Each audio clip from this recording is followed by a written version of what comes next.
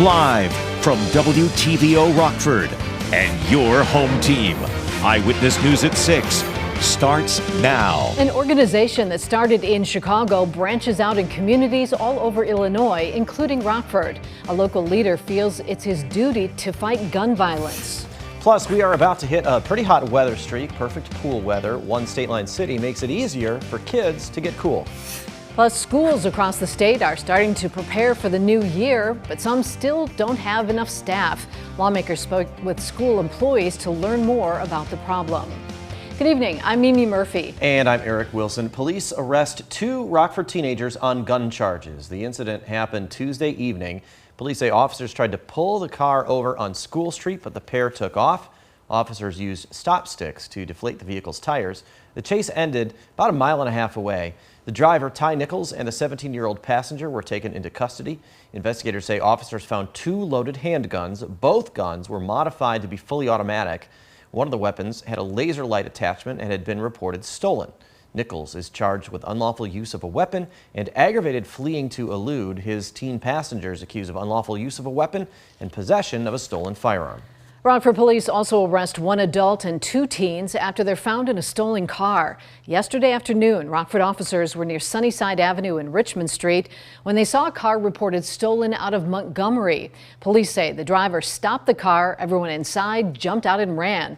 Police caught all 3. Investigators say officers recovered 2 loaded handguns. 18-year-old Kaylin Watkins is charged with possession of a stolen vehicle and unlawful possession of a weapon. Watkins is in the Winnebago County Jail. The other 2 arrested are 17. They're charged with aggravated unlawful use of a weapon. They were taken to juvenile detention. A Chicago organization allies with a church in Rockford as part of a network of resources to end gun violence in Illinois. Our Nikel Delgado talked to the pastors, and Nikel, he says he has a personal connection to this program. That's right, Eric and Mimi. The pastor tells me he lost his son to gun violence. So now his mission is helping families and the community heal. He believes through healing, gun violence in Rockford could end. My son was murdered here in Rockford, and so I have a buy-in to the community of Rockford that is personal to me too. It's personal because when you get hit like that by a loss like that of that magnitude, something got to change in the community. This September will be 13 years since Pastor Wayne Fricks lost his son to gun violence. He believes violence has a domino effect in the community, leaving long-lasting trauma. Lived through it. I have lived experience, yeah. So I don't just talk about it. I've been there, done that, and I felt the pain. Being a pastor in the community of Rockford, I've done several funerals of young men that have been gunned down in our community, and those are the most horrendous type of funerals to do because it's so much chaos. It's so much chaos and it's so much anger, and then it's so little people to help follow through or follow up when those individuals leave the funeral. They're dealing with grief, they're dealing with trauma once again, and that needs to be addressed. The Community Healing Resource Center is a healthcare-based violence intervention program. It includes trauma recovery and grief specialists who lead support groups as well as individual and group therapy. You got mothers out here that's lost their children to gun violence. You got fathers out here. You got siblings, grandparents. So you have a host of community people that have lost on major levels. And so why not give them a platform to be able to express themselves? This will be just that. A way to heal, support, and end the cycle of violence. We got to be a part of change. We got to be a part of making this a better place to live. And that's where I'm at. And I believe the Community Healing Resource Center will do just that. It will be a place where people can heal. The Community Healing Resource Center will hit the ground running in early September of this year at No Cross, No Crown Church on the Move. Eric? Thanks, Nikel. The investigation into the crash that killed Winnebago's Corporal Nathan Carlson and 4 Marines has been concluded. The accident happened during a routine flight back in June 2022 in Southern California. No one saw the crash. Investigators could not recover flight data. According to the 400-page report, the crash was caused by a dual hard clutch engagement, which led to an engine failure. The report didn't recommend any Marines be disciplined. The Marine Corps says it has made improvements to make sure this doesn't happen again. A local sheriff's office warns scammers are making calls claiming to be from the department. 4 calls have been reported to Rock County officials over the last few days. Callers claim to be Deputy Sheriff Spoden and leave messages saying they need to return his call about an urgent legal matter. Former Rock County Sheriff Robert Spoden retired in 2019. In the past, similar calls have been used in an attempt to defraud people. If you get a call like this, call the Rock County Communications Center. A State Line community makes it easier for kids to go to the city pool. The city of Beloit Parks is starting a busing program that will provide rides for children between the ages of 6 and 14. The buses will stop at 3 parks, Telfer, Summit, and Vernon. Playground staff will supervise. Rides are free, but the kids still have to pay the $2 entry fee to get into Kruger Pool. The program will run on Wednesdays starting next week and end after August 16th. You can find the full schedule on our website, mystateline.com. The Discovery Center Museum invited families to their Superheroes to the Rescue Family Fun Day. The event highlighted local superheroes, including police, firefighters, and DMTs. Many different emergency vehicles, including the Mercy Health React helicopter, were there for kids to explore. Also, there were fire, canine, and the science of superpower demonstrations in the museum. Children got the opportunity to make their own operational stethoscopes and study forensic science. Absolutely. They're out there saving lives and fighting fires and doing amazing things every single day. And so I think when we have the opportunity to recognize that, to thank them, and I think to take away perhaps some of the stigma or the anxiety that children might have of being up close to a police officer or a firefighter or getting close to those vehicles, then I think that's a wonderful thing for them to do. Next week, local musician and songwriter Jim Gill will be at the Discovery Center for a concert. The Family Fun Day series wraps up August 4th. OSF Healthcare warns the older population about the problems with junk food. A new study from the University of Michigan says 1 in 8 people between the age of 50 and 80 are addicted to junk food. Experts say this age group is more focused on how long it will take to eat something, which leads to eating more junk food. The research found women have a greater addiction to these foods compared to men. It also shows those living with mental health issues or isolation are more likely to become addicted. These processed foods not only have the sodium in there, the salt, they have the sugar of various types. And those paired together instigate a hormonal response that most of us don't know how to really read and respond anymore. So we fill ourselves with the calories instead of the actual food, the nutrients that would make our hormones work better. So it makes the addiction stronger. According to OSF Healthcare, the best way to combat this issue is to ask yourself if you are really hungry and if you know what is in your food before you eat. With schools getting back into session soon, immunizations and school physicals need to be scheduled. The most important grades for immunizations are kindergarten, 6th, and 12th grades. For 12th graders, some doctors believe the meningitis vaccine is the most important.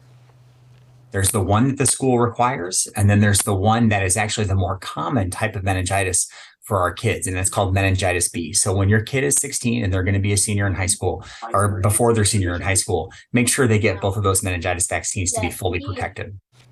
Experts also say it's important to make sure to check in with your child regarding mental health and sleep, as both contribute to positive school outcomes. Schools across Illinois have been dealing with a teacher shortage, but they also don't have enough support professionals like nurses and psychologists. This week, lawmakers heard from those workers. One state representative says part of the problem is people leaving the profession. The other involves new people not entering the field. She says this has the biggest impact on students who need support. Kids that have difficulties and they're not seeing those extra needs met, those needs don't go away. They only get harder and harder to solve. And so you're making it that much harder on their child, and they're not being as successful as they can be in their school environment. Data from the State Board of Education show there are more than 7,000 unfilled positions in education across the state. More than 800 of those openings are for support staff. Illinois is now home to one of the largest electric vehicle plants in the country. Coming up, Illinois lawmakers were there to commemorate the opening. Our temperatures reached back into the low 80s once again. Still fairly comfortable as what we've had for the last week or so, but more uncomfortable weather is on the way soon, with highs reaching the 90s. I'll let you know just how quickly we get there and if we see any storm chances before then, coming up in just a few minutes. You're watching Eyewitness News, your home team with Eric Wilson, Mimi Murphy, Scott Leber, and meteorologist Jordan Wolf.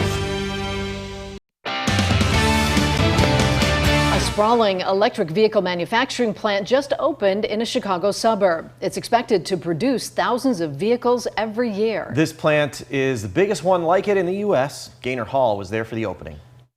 At full capacity, company leaders say this facility will produce up to 20,000 electric buses and trucks every year, hiring 1,400 people.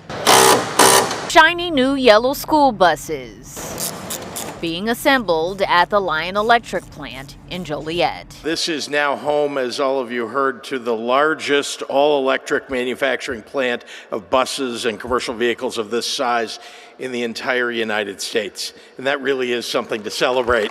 The governor and congressional leaders attending the official opening. The facility, at 900,000 square feet, is the first new vehicle assembly plant in the Chicago area in more than 50 years. And company leaders say the timing is just right. The climate crisis is not on its way, it is here. Commitment to clean energy infrastructure is a commitment to the future for our children.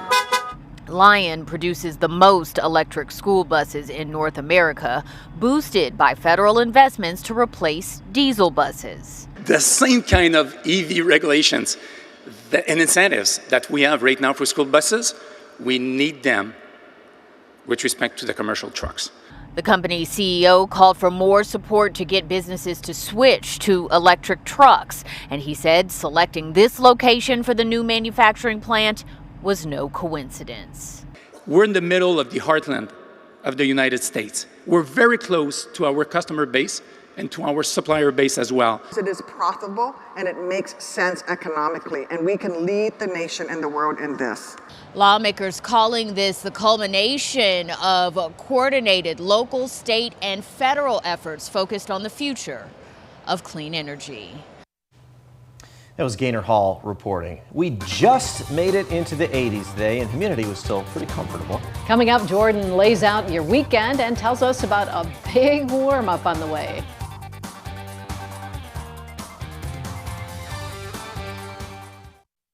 Now, your first warned weather forecast from meteorologist Jordan Wolf. Over the last 2 weeks, our temperatures have held fairly steady, pretty close to normal for this time of year, and especially that being the case over the last week or so, with many of our temperatures only reaching near that 80-degree mark or just slightly above it. 84 is our normal high temperature for much of this time of the year. However, that stretch does not last too much longer, as we are going to start getting some warmer weather working its way in once we get into next week. Still fairly comfortable out there today, with many of our temperatures only reaching the low 80s. Right now we're at 79 in Rockford, 82 in Janesville, 78 in DeKalb. Many of those temperatures have still been sitting right around that 80-degree mark, but dew points tailing back around in the 50s, which is helping to keep us feeling very comfortable throughout the rest of the afternoon and even going into the evening. Lots of sunshine out there, even more so than what we had throughout much of the afternoon. All of the fair weather cumulus clouds that we had earlier today starting to diminish now as we get later on into the evening tonight. Still looking at mostly sunny skies out there at the moment. Our SkyTrack camera overlooking Beloit, Wisconsin, showing off a lot of that sunshine, just a couple clouds still hanging with us. Those will continue to fade once we get later on into the night tonight, as temperatures will fall back right around that 60-degree mark for the overnight low. We do return back into the 80s once we get into tomorrow afternoon. That also comes with some rain and storm chances, mainly as we get into the afternoon and going into the evening hours tomorrow. Not going to be very widespread in coverage, nor very strong for these storms, but definitely something to keep an eye on and maybe have the umbrella handy just in case. We do clear out once again as we get into the evening hours and going into the overnight into early Sunday morning. We could see a few isolated showers early into the day on Sunday, and then once again as we get into the afternoon. If we stay lower on the coverage for early in the day Sunday, that could promote some additional showers and storms mainly in the afternoon. But likewise, conversely from that, is if we don't see the storms, then we might see some additional shower and thunderstorm activity for the afternoon. And then as we get into the middle of the week, that's when the heat really starts to build in, especially as we get into next week. That heat dome that's been impacting areas further off to the southwest starts to inch its way closer to our area as we get into next week. That's going to bring many of our high temperatures back into the upper 80s and into the low 90s. Our forecast for this week ahead has 90 degrees on Tuesday, 93 on Wednesday, and 94 on Thursday. If we reach that mark, that would be the first time in over a year that we have had 90 degrees for 3 days consecutively in the Rockford area. And that warmer weather going to stick around just a little bit longer as well. The Climate Prediction Center is favoring above normal temperatures and pretty significantly favoring above normal temperatures as we get into the last few days in the month of July and even going into the first few days in the month of August. So it does look like we're at least going to have these upper 80s and low 90s sticking with us, possibly a little bit longer even than this 7-day forecast. Still a couple more comfortable days in store, but rain and storm chances for the weekend. But then, guys, we're talking about temperatures warming right back up into the 90s with possible heat index values getting close to triple digits. It's going to be tough to deal with after the comfortable summer we've had for the most part. Jordan, thanks. Reagan's in next with sports. Rockford natives getting another shot in the NFL. Plus, United States kicks off its World Cup campaign tonight in New Zealand.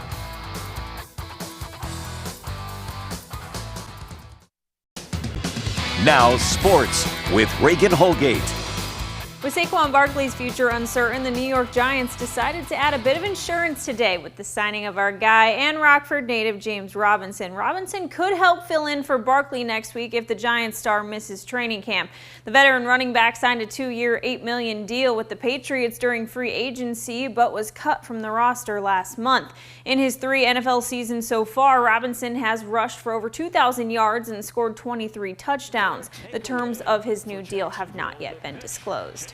Now, the U.S. women's national team kicks off tonight in search of a 4th World Cup title. No country has ever won 3 straight World Cups, but U.S. fans expect nothing less this year. This team is banking on a new generation of talent, and they're confident. This group has prepared for every stage at this World Cup, and in terms of competition, this will no doubt be the most competitive tournament yet.